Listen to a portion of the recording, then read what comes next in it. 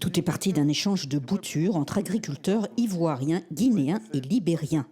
Une pratique courante qui aurait suffi à introduire le virus sur le sol ivoirien, dans l'ouest du pays principalement touché. La réponse est immédiate. L'action que nous menons, c'est déjà d'empêcher le transport des boutures infectées vers les zones non infectées. Si le manioc devait être exposé à cette situation dans toutes les régions, ça va être vraiment une catastrophe. Dans le sud du pays, on joue la carte de la prévention pour couper court à toute propagation.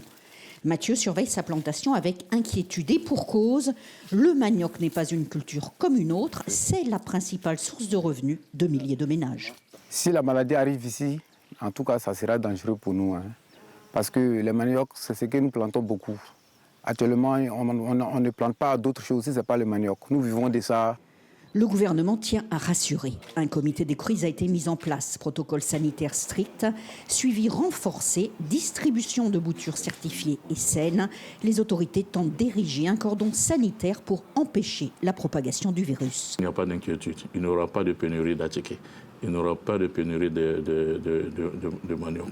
Ça, c'est le premier message fort que j'indique à la population. À l'ordre des producteurs, c'est vraiment de s'approvisionner vers des pépiniéristes. Donc actuellement, des dispositions sont en cours pour déjà s'assurer qu'il n'y a pas de maladie.